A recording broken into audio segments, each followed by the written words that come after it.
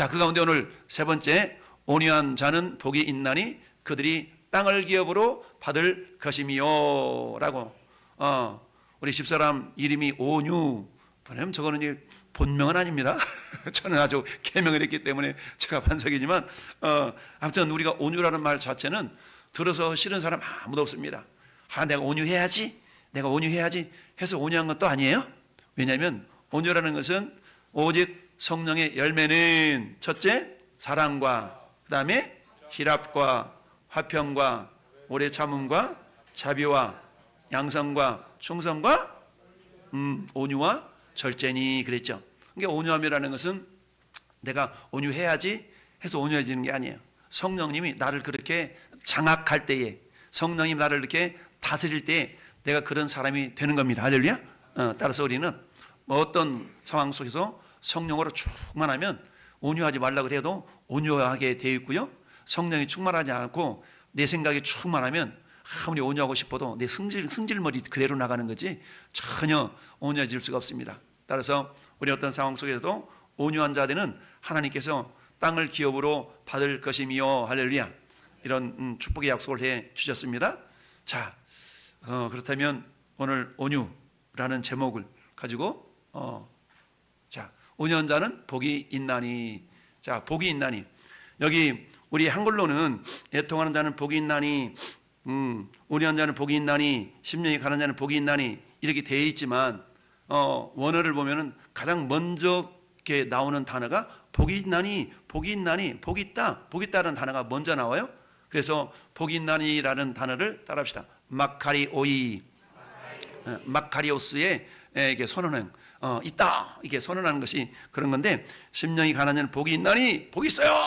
이게 마카리오스, 행복한, 복이 있는 이런 단어거든요. 이건 이제 구약 성경에서 보통 에쉐르라는 단어가 이렇게 번역된 건데, 아무튼 복이 있다, 행복하다, 이게 온유한 자에게 주시는 또 하나님의 어떤 약속의 말씀입니다. 우리가 흔히 물어보잖아요. 요즘 어떻게 행복하십니까? 또는 어떤 텔레비 프로그램에서 요즘 밥은 먹고 다니냐? 이런 프로그램도 있고 그랬어요.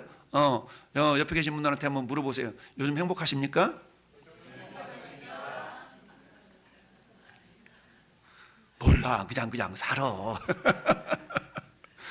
행복하다고 물어볼 때 여러분 마음속에서 어떤 대답거리가 탁 나와야 되냐면 아멘이 나와야 되는데, 할렐루야. 행복하다 그러면 우리는 뭘부터 생각해요? 일단 조건을 생각해. 조건을 탁 따져보. 내가 그냥 행복할 조건인가? 조건을 따져보거든요. 근데 행복이라는 것이 조건적인 행복은 진정한 행복이 아니다라고 우리는 생각을 해야 되는데, 또 그게 아니죠. 여러분, 자, 우리 인간은 어떻게 구분하느냐에 따라서 다양하게 우리가 나눌 수가 있어요. 근데 오늘 우리는 예수 믿는 사람들이니까, 자, 이 땅에는 크게 두 종류의 사람이 있을 수가 있다라고 볼 수가 있어요. 첫 번째, 어떤 사람? 소유의 사람. 소유를 막 목적 삼고 살아가는 사람이 있어요. 소유를 목적 삼고 살아가는 사람들은 이런 겁니다. 야, 오늘 1억 클럽, 1억에 도전하자. 우리 젊은이들 1억 도전하자. 시도 놀지도 않고 쉬지도 않고 주무시지도 아니하시고 오직 돈을 위해서 막 살아가. 그래서 5천만 원 벌었어. 사기당해가지고 6천만 원 까먹고 이런 경우도 막 있잖아요. 그래서 내가 1억 모았어. 그럼 그 다음에는 얼마를 모아야 돼 또? 10억을 모으려고 그러면서 우리 신앙생활 좀 하고 우리 가서 예배당 가서 예배도 좀 드리고 그러자. 나는 돈 벌기 바빠가지고 내 목표가 30억인데 30억 벌 때까지는 나는 놀지도 아니하시고 주무시도 아니하시고 이렇게 되는 거야. 그러면서 막 달려나가. 그래서 어때요? 29억 9천만 원 벌다가 교통사고가 나서 죽기도 하고 병들 죽기도 하고 이런 일들이 많이 있잖아요. 그래서 우리 어르신들 하는 얘기가 먹고 살만 하니까 병들어 죽는다. 먹고 살만 하니까 왜 가냐, 이런 말들 많이 하지 않습니까? 써보지도 못하고 누려보지도 못하고 간다고 이런 얘기 많이 해. 이처럼 이 세상에는 소유의 사람이 있어요. 많이 소유하는 것을 복으로 생각하는 사람들이 있다는 얘기입니다. 이건 대부분의 사람들이 그렇죠. 너 나보다 부자야? 너 은행 잔고 얼마 있는데? 너 아파트 평수가 얼마인데? 너 자동차 못 타는데? 이런 것들로 사람들의 부요함을 평가하는 이런 가치관을 가지고 있는 사람들은 세상적인 사람들이 대부분이 그렇죠. 그러다 보니까 어때요? 야, 저 녀석 중고등학교 다닐 때 나보다 공부도 못하고 저 뒤에서 찌질거리며 살았는데 이게 세상 나가 보니까 오늘 보니까 별표 붙은 그 자동차를 몰고 탁 앞에 나오는 거야. 나는 이게 소형차 타고 다니는데 기가 죽어가지고 이게 다음부터는 동창이 나가기가 싫은 거야. 뭐예요? 내가 어떤 사람이라는 얘기예요? 내가 소유를 목적 삼아 사는 사람이다. 소유의 사람이라는 하나의 증거이죠. 그런데 어떤 사람이 있어요? 존재의 사람이 있어요. 존재의 사람. 존재의 사람이라는 건 뭡니까? 예수님의 성품을 담는 것을 복으로 생각하는 사람이 있다라는 얘기입니다. 여러분, 소유를 목적 삼아 사는 사람들의 특징이 뭡니까? 하나라도 더 움켜쥐려고. 더 움켜쥐려고. 우리 말에 그런 얘기 있잖아요. 있는 것들이 더해 이런 말 하잖아요. 있는 것들이 더해 이런 말 하잖아요. 있는 것들이 더해. 요즘 합정동에 건물 가지고 있는 나이 많으신 할아버지가 박스 줍는데 굉장히 인색한 사람이 있어요. 남들이 박스 줍는 걸 막 뭐라 그러면 자기가 다 주워가는 거야. 막 건물이 있는데 어떤 어느 날 굉장히 힘들게 막 박스를 주워가더라고. 자, 그래가지고 몇 년 전 상황이에요. 그래서 제가 이렇게 지져보니까 주머니에 10,000원짜리 하나 있어서, 그래서 10,000원을 내가 드렸거든요. 그분을 드렸더니 어떤 분이 이걸 쳐다보면서 그러는 거야. 쟤만큼을 가지고 있어. 뭘 이렇게 두고 그래? 이런 경우가 있어요. 그러니까 있는 사람이 더하다는 말이 있으면 좀 남들이 할 수 있도록 좀 이렇게 주고 그래야 되는데 여지없는 거야. 다 내가 박스 쟁여놓고 막 자기 앞마당에다, 자기 건물 앞마당에 다 쟁여놓고 그걸 팔아서 물론 알뜰해서 사는 건 좋지만 너무 그렇게 막 이런 것도 그렇게 보게 되지 않는데, 그 사람이 목적은 뭐예요? 좀 더 많이 가진 것을 행복으로, 복으로 여기고 살아가는 사람들이라는 얘기입니다. 여러분, 예수님이 마태복음 19장에 부자 청년에 대해서 이야기한 내용이 나오지 않습니까? 어떤 청년이 내가 무엇을 하여 영생을 얻으리까? 주님 앞에 와서 물어봤어요. 영생? 영생이라는 건 뭡니까? 영원히 살고 싶고 천국 가고 싶다는 얘기 아니겠어요? 그러면서 그러는, 근데 이게 계명을 아느냐? 예, 그런 계명들 제가 잘 어려서부터 지켰나이다. 그래? 너한테 한 가지 부족한 것이 있다. 그게 뭔데요? 한 가지만 하면 너 천국 가기에 부족 없는 사람 될 거야. 그 한 가지가 뭔데요? 기대를 잔뜩 가지고 기다렸는데 주님이 하시는 말씀이 뭐라고 했어요? 네 가지고 있는 거 다 팔아가지고 가난한 사람들 나눠주고 나를 쫓으라. 그러면 하늘에서 네게 보화가 있으리라. 이랬더니 이 청년이 어땠어요? 부자인 고로, 가진 것이 많은 고로, 성경 그렇게 말씀하고 있습니다. 따라합시다. 근심하여 돌아갔더라. 근심해 가버렸어. 영생을 얻었어요? 못 얻었어요? 못 얻었어. 이 모습을 바라봤던 예수님의 제자들이 물어봅니다. 야, 주님, 그러면 우리는 어떻게, 우리가 모든 걸 버리고 주님을 따랐는데요, 주님이 하시는 말씀이, 야, 부자가 천국 들어가기는 낙타가 바늘귀로 들어가는 것보다 더 어렵다. 물론 모든 부자가 그러진 않겠지만 그 청년을 바라보면서 그렇게 말씀하셨어요.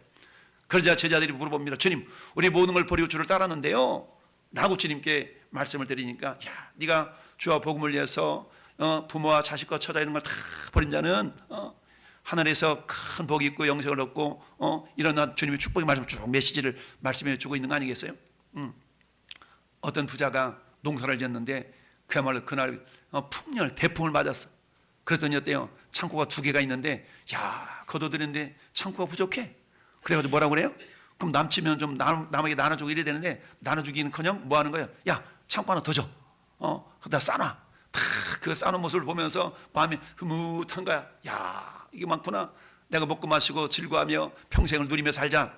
이런 생각을 다 하고 있을 그 찰나에 하나님께서 쭉 쳐다보면서 뭐라고 그랬다고요? 주님이?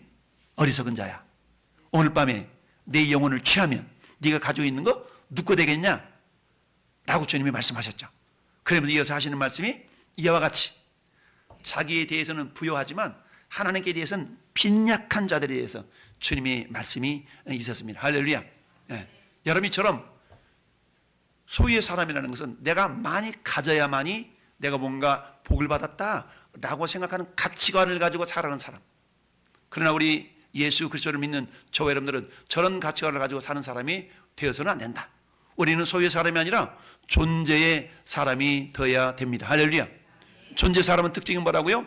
예수님의 성품을 담는 것을 복으로 생각한다라는 얘기입니다. 여러분, 지난 한 주간 동안에 여러분 소유의 사람처럼 살았나요? 아니면 존재의 사람처럼 살아왔나요? 여러분이 정답을 알고 있어요?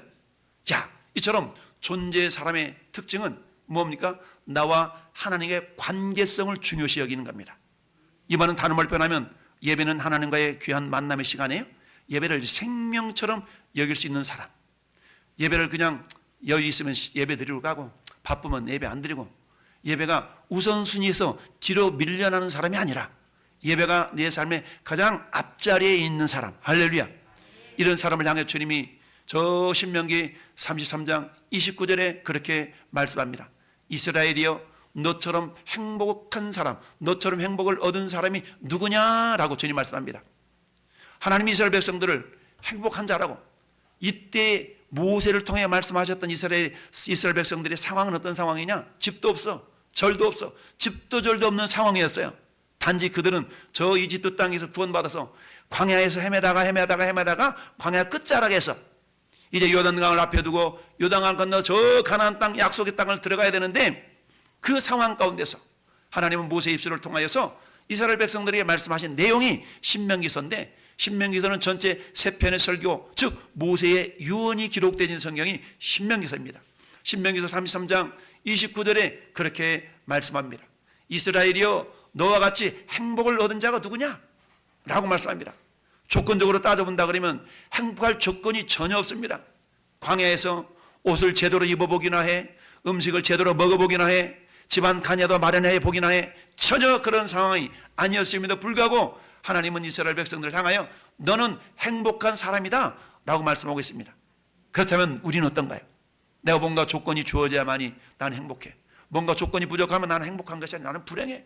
왜 우리 아버지는 나한테 유산도 안 물려줘가지고, 왜 집안 칸도 물려주지 않아가지고 난 이처럼 흙수저로 태어나가지고 내 모양 이 모양 이 꼴이냐라고 자신의 신세를 한탄하면서 부모를 원망하고 세상을 원망하고 하나님을 원망하는 그런 삶을 살고 있다면 나는 존재 사람이 아니라 소유의 사람에 속해 있다.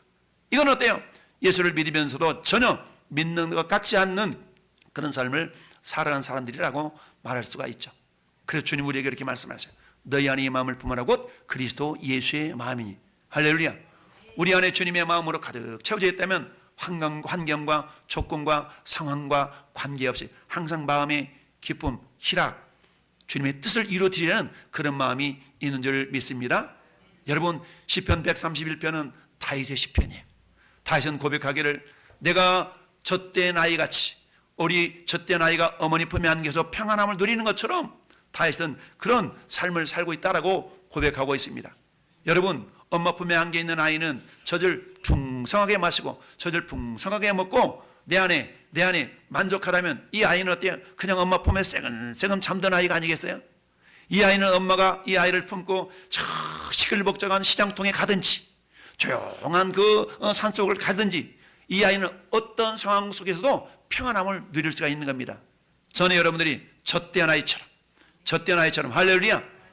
여러분, 저는 신령한 저는 말씀을 상징하고 있지 않습니까?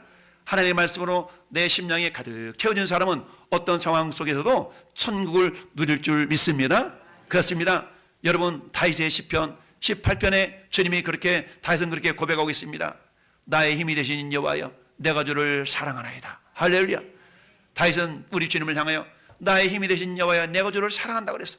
저 시편 18편을 기록한 시대적인 배경은 뭡니까? 사울왕에게 엄청나게 쫓겨다니는 건 상황 가운데서도 우리 하나님은 다윗에게 평안함을 주셨어요. 여호와는 나의 힘이시오, 나의 반석이시오, 나의 산성이시오, 내가 피할 나의 바위가 되신다. 할렐루야. 왜? 그 무수한 날들 동안에 다윗에게, 사울왕에게 쫓겨다니는 그런 상황 속에서도 나의 힘이 되신 여호와여, 내가 주를 사랑한다라고 고백할 수 있는 그 믿음은, 이 다윗은 소유의 사람이 아닌 존재의 사람이었기 때문인 줄 믿습니다. 우리는 그러셨대요. 이 존재의 사람이 되기 위한 절대 조건을 우리 주님은 요한복음 15장 4절에서 우리에게 그렇게 말씀하고 있습니다. 나는 참 포도나무요 너희는 가지니. 할렐루야. 가지가 포도나무에 붙어있지 아니하면 이 사람은 열매를 맺을 수 없다라고 말씀하고 있습니다. 어떤 열매? 기쁨의 열매, 희락의 열매, 오늘 말씀하고 있는 것처럼 온유의 열매, 이런 열매들을 결코 맺을 수가 없다. 우리 주님이 참 포도나무에 우리는 가지인데, 가지된 우리가 주님께 온전히 붙어있지 못하다면 우리는 온유한 사람, 온유한 성품이 결코 나타날 수가 없다라고 말씀하고 있습니다. 여러분, 우리 안에 온유한 성품이 나타난다는 얘기는 오직 우리가 참 포도나무 대신 예수님께 온전히 들러붙어서 우리 안에 주님의 성품이 그대로 포도 가지로부터, 포도원 기둥으로부터 그 원액이 잘 흘러가서 가지에게까지 영향력을 끼쳐서 우리도 주님의 성품이 그대로 나타나는 것 아니겠습니까? 여러분, 예수님을 3번씩이나 부인했던 베드로를 향해서 우리 주님이 질문하는 건 다른 거 질문 안 했어. 야, 너 왜 그때 나 3번씩 부인했어? 그러지 아니했어. 우리 주님이 부활하신 이후에 제자들에게 나타나서 그물질하고 있는 제자들을 향해서 야, 물고기 좀 잡은 거 있냐? 좀 가져와봐. 이미 해변에서는 주님이 떡도 구워놓고 횃불 속에 숯불에다가 고기도 구워놓고 떡도 구워놓고 고기 좀 더 가져와봐 라고 요청하잖아요. 근데 베드로가 주님이시라는 소리를 듣고 열심을 다해서 물고기를 끌고 오지 않습니까? 153마리 253마리 물고기를 가져왔는데 그 고기를 딱 주님이 주시면서 베드로한테 물어보잖아요. 시몬의 아들 요한아, 야, 네가 나를 다른 사람들보다 더 사랑하냐? 우리 주님은 다른 거 안 물어봤어. 뭐 물어봤다고요? 사랑하냐 물어봤어. 우리 주님은 이 아침 여러분들을 예배자로 초청하신 다음에 주님 물어보는 건 다른 거 안 물어봐요. 너 나 사랑하냐? 한 가지를 물어봅니다. 할렐루야. 주님은 사랑의 본체이셔요. 주님은 사랑의 본체이셔. 요한 1서 4장 8절에 하나님은 사랑이시다. 사랑의 본체이신 주님과 우리가 연합되어질 때 우리 안에 사랑이 나갈 수가 있는 거 아니겠어요?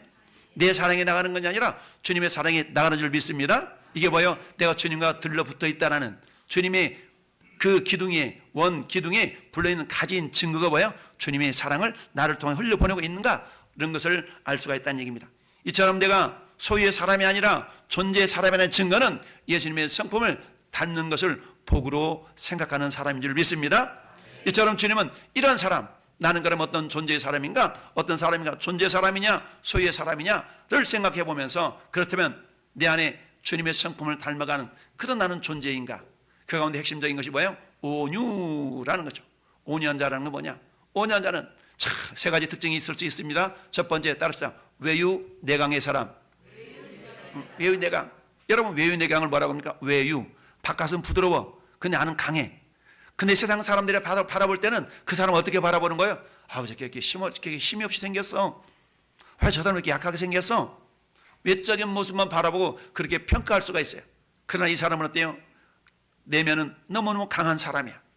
여러분, 저 바깥에 아무리 태풍이 불어도 풀은 어때요? 딱 누워있는 풀은 꺾이지 않지 않습니까? 태풍에 꺾이는 것은 곧게 서 있는 나무가 꺾여지지 풀들은 이렇게 밀려서 바람에 밀리긴 하지만 꺾여지진 않지 않습니까? 근데 그냥 볼 때는 풀은 연약해. 나무는 강해. 그렇지만 어때요? 태풍이 불으면 나무는 부러질 가능성이 있지만 풀은 아무리 태풍이 불어도 풀은 그냥 뉘어버리면 돼. 누워져 버리면 돼. 예. 외유내강의 사람. 여러분, 사도 바울은 디모데후서 2장 22절에 주님께서 그렇게 디모데를 통해서 말씀하고 있습니다. 뭐라고 말씀하세요?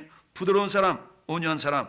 이처럼 주의 종은 마땅히 다투지 아니하고 모든 사람에 대하여 온유하며 주의 종이라는 말은 목사뿐만 아니라 섬기는 위치에 있는 모든 사람들은 어때요? 온유하며 라고 말씀하고 있습니다. 여러분, 디모데 전후서와 디도서를 목회서신이라고 얘기해요.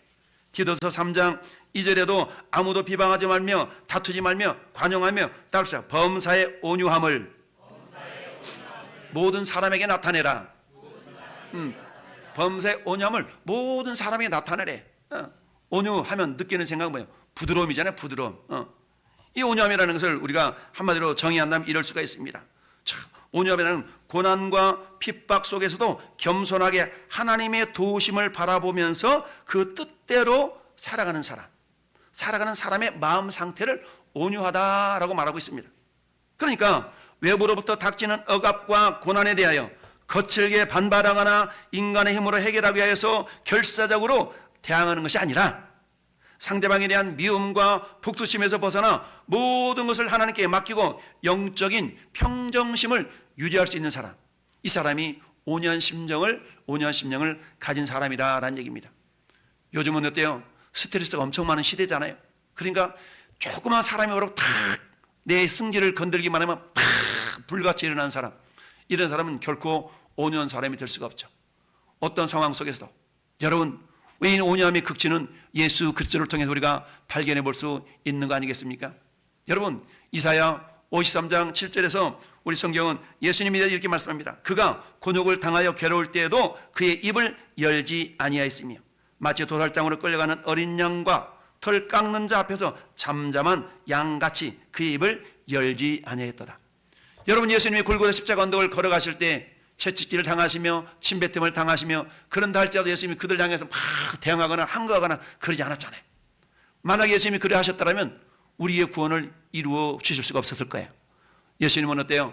그들이 침을 뱉음에도 채찍질을 하심에도 당함에도 불구하고 묵묵하게 십자가를 지고 골고다 언덕길을 걸어가신 줄 믿습니다. 왜요? 예수님은 온유하심의 본체이시기 때문이죠. 그래서 주님 우리에게 명령하신 것이 너희 안에 이 마음을 품으라고 그리스도 예수의 마음이니 그 온유의 마음을 품을 것을 우리에게 명령하고 있습니다. 두 번째, 온유자라는 얘기는 뭐예요? 마음의 천국을 소유한 사람인 줄 믿습니다. 마음의 천국을 소유하지 못하면 온유할 수가 없어요. 그래서 팔복의 첫 번째가 뭐예요? 심령이 가난한 자는 복이 있나니 천국이 그들의 것임이요. 천국 그들의 것이 될 것이다가 아니에요. 현재적인 천국, 내 심령 안에 이미 천국이 이루어지고 있다면 천국이 이루어지고 있는 자라야 애통할 수가 있고 천국이 이루어지고 있는 자라야만이 온유할 수가 있다라는 사실입니다. 할렐루야. 마음의 천국을 소유한 사람, 마음의 천국을 소유한 사람, 예수님이 그랬잖아요. 너는 너희 안에 이 마음을 품어라. 주님이 예수님 마음을 품은 자들을 통해서 나는 마음이 온유하고 겸손하니 나의 멍에를 메고 내게 배우라. 그래야만 너희 마음이 쉼을 얻으리라 라고 말씀하고 있습니다. 여러분, 사도 베드로가 아내된 자들을 향하여 이렇게 말씀하고 있습니다.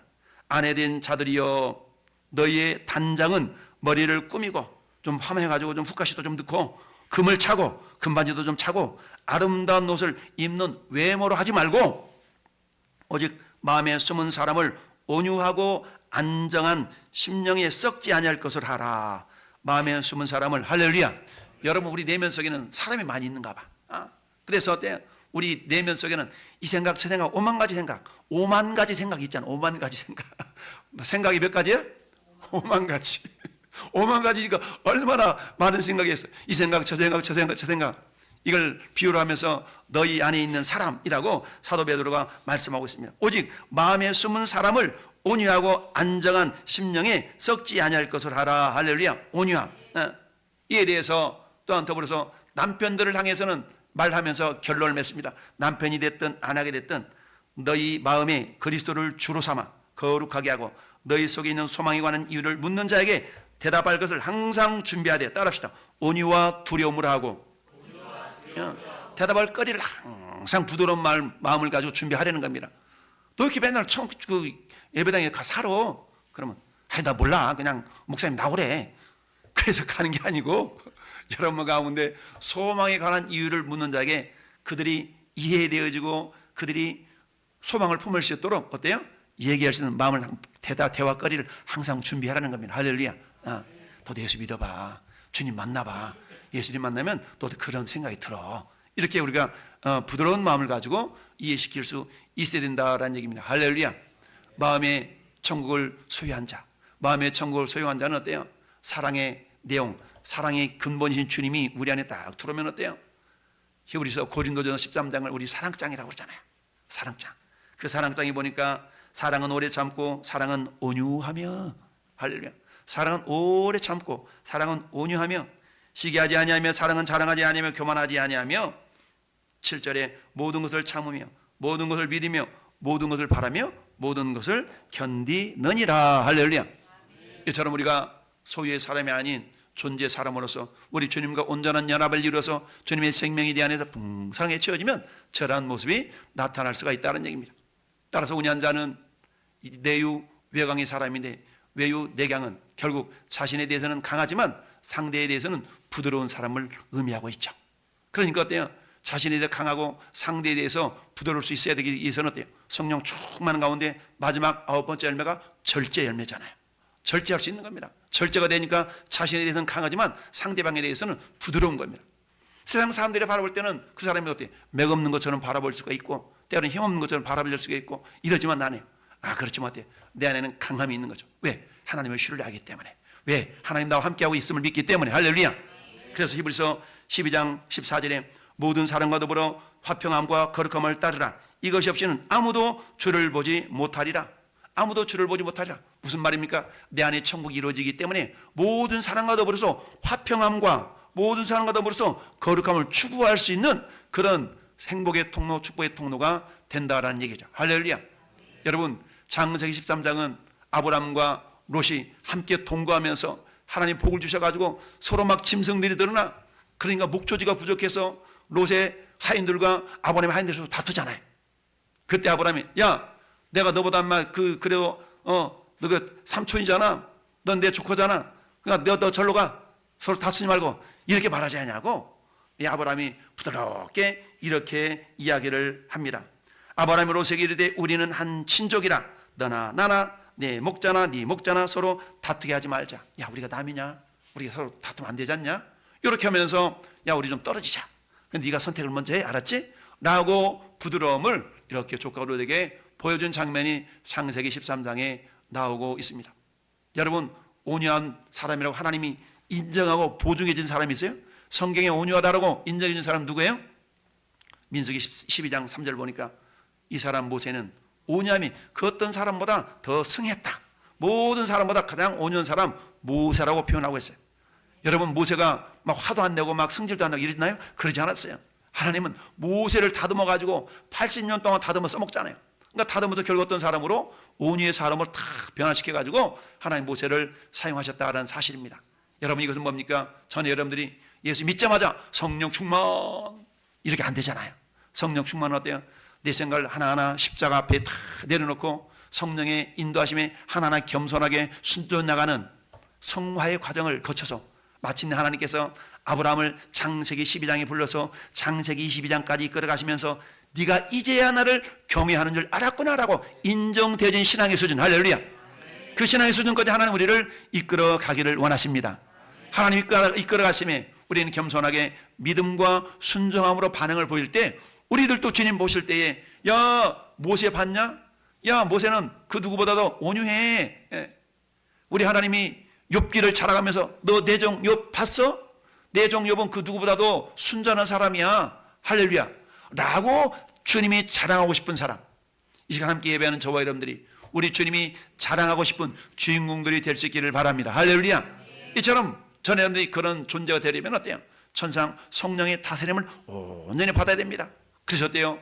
온유라는 것은 내 힘과 내 능력이 아니라 내가 참아야지 이래서 되어지는 게 아니고 성령님이 내 안에서 나를 온전히 장악할 때 나타날 수 있는 성품이요 인격인 줄 믿습니다.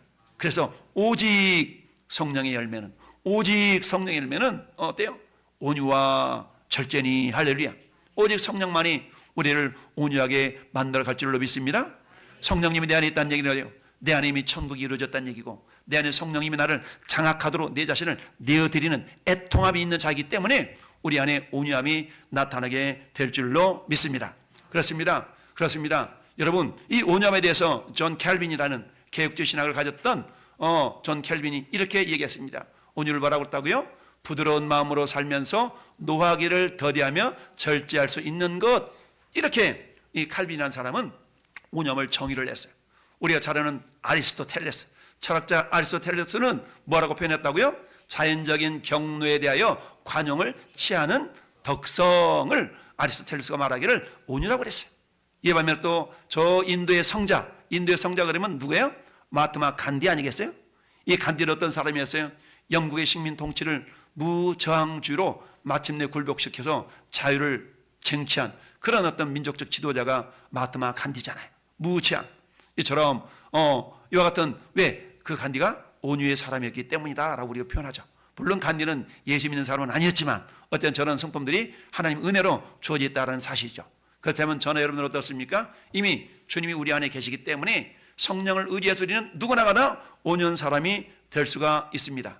여러분, 그런 가운데 땅을 기업으로 받는다. 온유한 자는 땅을 기업으로 받습니다 라고 말씀하고 있죠. 우리 주님이 땅을 기업으로 받는다라는 그 개념을 우리는 어디서 가져올 수 있냐면, 저 출애굽기를 통해서 하나님께서 가나안 땅을 약속하셨던 아브라함으로부터 정말 이 여호수아를 통해 정착하기까지 그 과정 속에서 하나님이 이스라엘 백성들에게 약속하셨던 약속의 내용을 생각해 보면 알 수가 있어요. 여러분, 출애굽 이후에 가나안 땅을 주님이 유업으로 받을 것을 약속하셨고 그대로 성취가 되었지 않습니까? 여러분, 창세기 15장은 아브라함과 하나님이 맺으셨던 횃불 언약의 내용이 나옵니다. 하나님께서 아브라함과 횃불 언약을 맺으시면서 이렇게 하나님이 축복해 주셨습니다. 그날에 여호와께서 아브라함과 더불어 언약을 세워 이르시되 내가 이 땅을 애굽 강에서부터 그 큰 강 유브라데까지 네 자손에게 주리니. 할렐루야.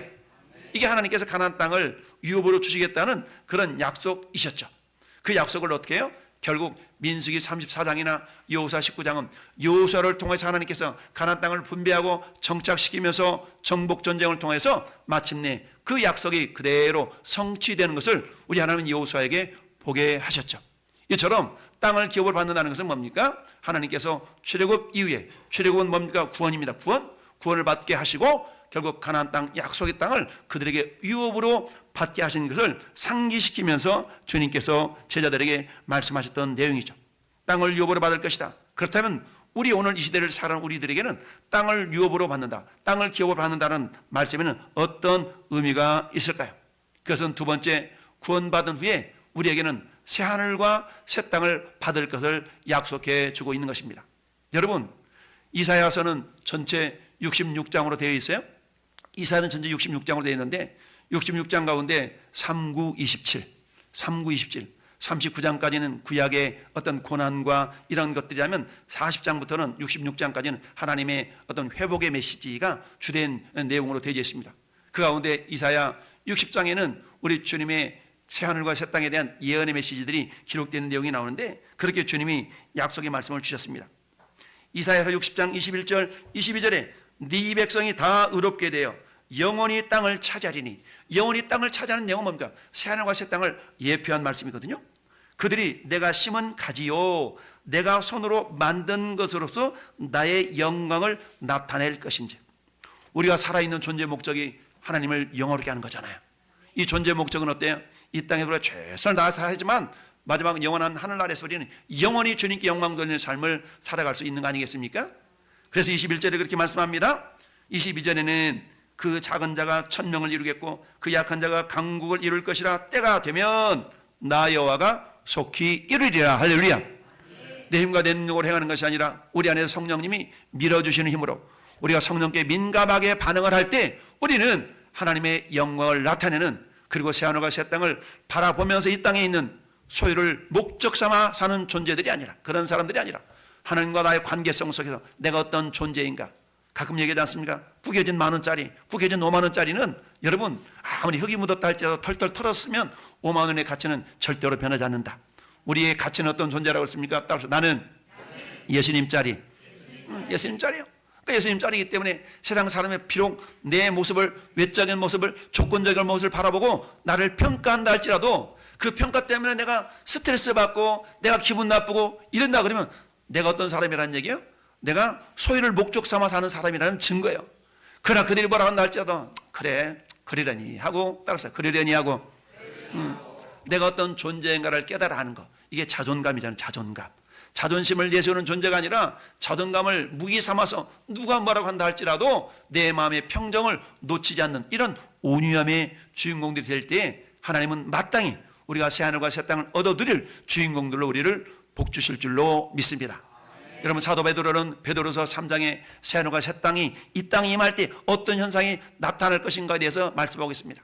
우리는 그러잖아요. 어떤 이가 말하는 길을, 야 아직까지도 예수님이 안 오셨는데 언제까지 예수님 오시려고 안 오실 것 같대.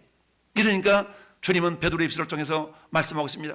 어떤 이의 더디다고 생각하는 것이 더딘 것이 아니라 하나님은 오래 참으사 그 누구도 멸망당하지 않고 구원받기를 원하는 것이 하나님 마음이다. 죽게는 하루가 1000년 같고 1000년이 하루 같다 한 이 사실을 너희가 잊지 말아라 라고 말씀하고 있습니다. 예수님이 가신 지 2000년 지났어요. 하나님의 관점에서 볼 때는 2000년이나 100년이나 10년이나 다 땅바닥에 붙어있는 시간, 한순간에 불과하다는 사실. 할렐루야. 그렇기 때문에 베드로서 3장 13절에 우리 주님은 이렇게 말씀하고 있습니다. 우리는 그의 약속대로 의의가 있는 곳인 새 하늘과 새 땅을 바라보도다. 할렐루야. 여러분, 존재의 목적을 품고 사는 사람들은 이 땅의 소망 품지 아니고 영원한 하늘나라에 주님과 함께 영원히 누릴 천국의 소망을 품고 이 땅의 괴로움들을, 고통들을 이겨낼 수 있다는 사실입니다. 계시록 21장 1절도 그렇게 말씀하잖아요. 내가 새 하늘과 새 땅을 보니 처음 하늘과 처음 땅이 없어졌고 바다도 다시 있지 않더라. 할렐루야. 여러분, 이처럼 온유한 자는 땅을 기업으로 받는다고 그랬습니다. 새 하늘과 새 땅을 우리에게 주실 걸 소망하며 살아가라는 얘기입니다. 두 번째는 뭐냐? 땅은 어때요? 땅은 게라는 단어인데 이 게라는 단어, 이걸 지구를 상징하기도 하지만 보통 땅은 사람의 마음을 상징적으로 표현할 때 땅, 흙이라고도 표현하지 않습니까? 우리가 잘 아는 마태복음 13장, 누가복음 8장, 마가복음 4장에 보면, 누가복음 8장에 보면 뭐가 나타나요? 씨 뿌리는 자의 비유가 나오죠. 씨 뿌리는 자의 비유. 씨를 어디다 뿌려요? 흙에 뿌리잖아요. 흙에 뿌려. 근데 주님은요, 그 흙의 비유를 봐요. 우리 사람의 마음의 상태가 네 종류인 것을 표현하고 있지 않습니까? 길가에 뿌렸다는 것은 말씀을 즉시 받으나 마귀가 심겨지기도 전에 홀라당 훔쳐가는 자가 길가에 뿌려진 자요. 여러분, 돌밭에 뿌려졌다는 것은 어때요? 말씀을 기쁨으로 받기는 받되 예수 믿는 것 때문에 핍박이나 환란이 일어날 때는 곧 넘어지는 자요. 우리 집안에 종교가 어떻게 있었는데 애미야, 내 눈에 흙 들어가기 전까지는 너 교회 못 나간다. 이런 사람들 있어요? 있어요? 있어. 그러면 가정의 평화를 위해서 나 교회 나가지 말고 예수 믿어야지. 이런 사람들이 어떤 사람들이라고요? 돌밭에 뿌려진 사람. 여러분, 가시밭에 뿌려졌다는 것은 뭐예요? 말씀을 받아서 기쁨을 받기는 받았어. 은혜 받았어요. 목사님 은혜 받았어요. 근데 재리의 유혹과 염려에 말씀이 맡겨서 어때요? 결실을 하지 못하는 자요. 염려, 근심, 걱정이 풍성해. 이건 뭐예요? 소유를 목적 삼아 살아가기 때문에 그러는 겁니다. 재리의 유혹에 말씀이 막혀서 열매가 없어요. 그러나 좋은 땅이 뿌려졌다는 것은 말씀을 듣고 인내하여 믿음으로 인내하여 마침내 열매를 맺는데 30배, 60배, 100배 혹은 100배, 60배, 30배의 열매를 맺느니라 라고 말씀하고 있습니다. 할렐루야. 무슨 말씀입니까? 땅을 기업으로 받는다는 얘기는 사람을 얻는다는 얘기입니다. 여러분, 여기서 비즈니스를 하는 사람들이 가장 중요한 건 뭐예요? 사람이 중요하잖아요. 사람을 얻는다는 것은 뭐겠습니까? 내가 사업 파트너로서 사람을 구하는데 내 마음이 온유하면 하나님 사람을 붙여주신다는 의미도 있을 수가 있습니다. 할렐루야. 여러분, 역대상 11장에는요 이 다윗의 사역을 마무리하는 내용을 쫙 기록하고 있는데 거기 보니까 하나님께서 다윗을 도왔던 사람들을 명단을 쫙 기록하고 있습니다. 다윗을 도와서 다윗 왕국을 세워나갔던 그런 돕는 자들의 모습, 돕는 자의 명단이 쫙 나타나 있어요. 무슨 말입니까? 다윗이 5년자였기 때문에 하나님은 그 다윗에게 엄청난 돕는 자들을 붙여주신 줄 믿습니다. 그렇습니다. 여러분, 고린도전서 9장 19절, 내가 모든 사람에게 자유로우나 스스로 모든 사람에게 종이 된 것은 더 많은 사람을 얻고자 함이라. 할렐루야. 사람을 얻습니다. 하나님 우리에게 땅을 기업으로 주실 겁니다. 할렐루야. 그러나 영원한 천국은 예수 믿으면 누구나 들어가지만 이 땅에서 우리가 얻을 땅, 이 땅에 얻을 땅은 사람을 목적 삼아서, 할렐루야, 사람을 우리에게 붙여주신데 그 사람을 우리에게 붙여주신 이유가 뭐라고요? 내가 모든 사람에게 자유로우나 스스로 모든 사람에게 종이 된 것은 더 많은 사람을 얻고자 함이라. 할렐루야. 남들이 뭐라 할지라도 왜 그렇게 해? 아니야, 나는 저 사람 예수 믿었으면 좋겠어. 저 사람 천국 갔으면 좋겠어. 그 많은 사람을 얻고자 하기 위하여서 스스로 뭐가 됐다고요? 섬기는 위치로 내려갔다는 얘기입니다. 스스로 종이 되었다는 얘기입니다. 할렐루야. 온유한 자는요 이처럼 남들이 뭐라 할지라도 우리 주님의 인격을 품어서 그 마음속에 부드러움을 가지고 한 영혼을 주께로 다 인도하고 싶은 그런 사람, 이런 사람을 다른 말로 뭐라고 표현하고 있냐면 따라합시다. 천국을 분양할 줄 아는 자. 여러분, 아파트 분양사업 경험해 본 사람이 있습니까? 아파트 분양사무소에서 한 사람이라도 데려다가 티켓 하나 팔아보려고 막 그런 경험 있는 사람이 있을 수 있어요. 우리는 아파트 한 평수라도 더 늘려가기 위한 그냥 분양 요원이 아니라 천국을 한 평이라도 더 늘려나갈 수 있는 천국 분양자들, 천국 분양사들이 될 수 있기를 예수님으로 축원합니다. 결론을 맺습니다. 결론 같이 한번 읽어봅시다. 시작. 성도는 마음의 천국을 이루어 소유가 아닌 존재의 사람이 되어서 새하늘과 새 땅을 기업으로 받을 것을 믿고 겸손과 온유로 천국을 분양하는 자입니다. 아멘.